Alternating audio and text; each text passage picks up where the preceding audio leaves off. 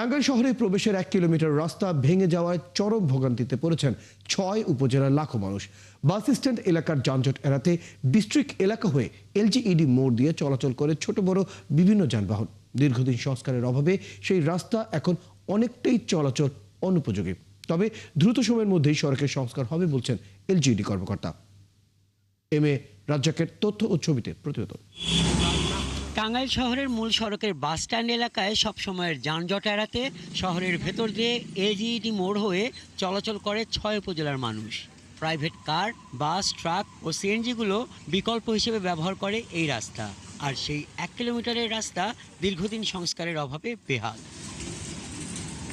খানাখন্দে ভরা রাস্তায় প্রতিনিয়ত কষ্ট পাচ্ছেন চালক ও যাত্রীরা। মাঝে মধ্যে ইট সুরকি ফেলে সাময়িক মেরামত করা হলেও কয়েকদিনের মধ্যেই আগের রূপে ফিরে আসে রাস্তাটি। ফলে এই সড়কে দুর্ভোগে কাটে লাখো মানুষের। 6টা উপজেলার মানুষ গোপালপুর, ধনবাড়ি, মধুপুর যা আছে সব এই রোডে নড়াচড়া, আমাদের অনেক কষ্ট। যাওয়ার সময় বাস স্ট্যান্ডে গিয়েছিলাম, এখন তো ফেরার পথে বাস স্ট্যান্ডে জ্যাম দেখে এই রাস্তায় আসছি। আসার পরে দেখি অনেক ভাঙাচোরা অবস্থা, অনেক খারাপ। এই রাস্তার অবস্থা খুবই খারাপ। এত জঘন্য মানুষ একবার এলার দিতে পারবো না।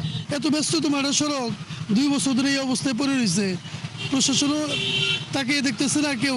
এলজিইডি কর্মকর্তা জানান, রাস্তাটি সংস্কারের প্রকল্প বরাদ্দ হয়েছে। টেন্ডার প্রক্রিয়া শেষ হলেই কাজ শুরু হবে।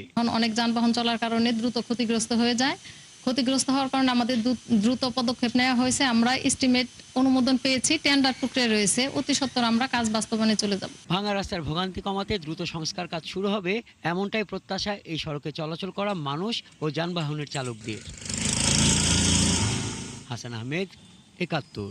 দর্শক, এই নিয়ে বিস্তারিত জানাতে আমাদের সাথে যুক্ত হচ্ছেন সহকর্মী এম.এ. রাজ্জাক। এম.এ. রাজ্জাক, আমরা আপনার প্রতিবেদনটি দেখছিলাম। রাস্তার যে অবস্থা আমরা দেখছি, টাঙ্গাইল শহরে প্রবেশের যে 1 কিলোমিটারের অবস্থা, বেশ বেহাল একটি অবস্থা আমরা দেখছি। তারপর আমরা দেখলাম কর্তৃপক্ষ বলছে খুব শীঘ্রই সংস্কার কাজ শুরু হবে। তাহলে এতদিনে কেন এই কাজটি হলো না?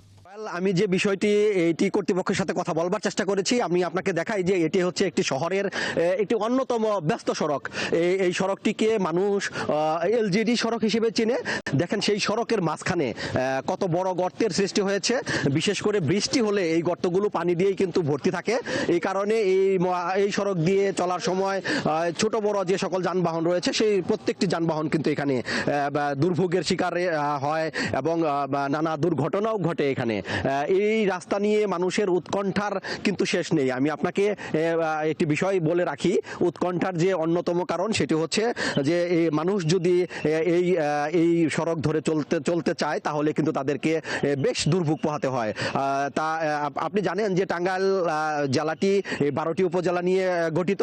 এই 12টি উপজেলার মধ্যে অন্তত 7টি উপজেলার মানুষ কিন্তু শহরে প্রবেশের মূল সড়ক হিসেবে এই সড়ক ব্যবহার করে তারা। আর এই সড়ক ব্যবহার করার একটি অন্যতম কারণও রয়েছে, যে কারণটি হচ্ছে শহরে ব্যাপক যানজট থাকে, যেখানে autorickshaw, tempo, CNG, bus station সব মিলিয়ে এই শহরটি একেবারেই লাগাতার যানজটের সৃষ্টি হয়। আর এই যানজট এড়াতেই টাঙ্গাইলের 7টি উপজেলা, আমি আপনাকে যদি উপজেলার নাম ধরে বলি, সেটি হচ্ছে ধনবাড়ি, মধুপুর, ভুয়াপুর, গোপালপুর, কালীহাতি এবং টাঙ্গাইল সদরের বেশ একটি অংশের মানুষ এই সড়ক ধরেই তারা যানজট এড়াতে এই সড়ক ধরে শহরে প্রবেশ করে। আর এই শহরে প্রবেশ করে শুধুমাত্র যানজট এড়ানোর জন্যই, কিন্তু সেই যানজটেই তাদেরকে এই সড়ক ধরে চলতে গেলে পড়তে হয়। কারণ এই সড়কটি ভাঙা।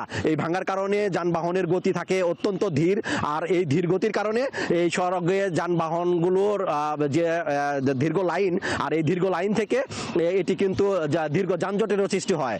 এই সড়ক দিয়ে আপনার এখানে কোর্ট প্রাঙ্গণ বলেন, জেলা প্রশাসকের কার্যালয়, পুলিশ সুপারের কার্যালয়, জেলখানা সব মিলিয়ে শহরের গুরুত্বপূর্ণ যে স্থাপনাগুলো রয়েছে, গুরুত্বপূর্ণ অফিস রয়েছে, সেই গুরুত্বপূর্ণ অফিসে মানুষ কিন্তু সময় ধরে, হাতে ঘড়ি নিয়ে সময় ধরে এই রাস্তা দিয়ে তারা যাত্রা শুরু করে।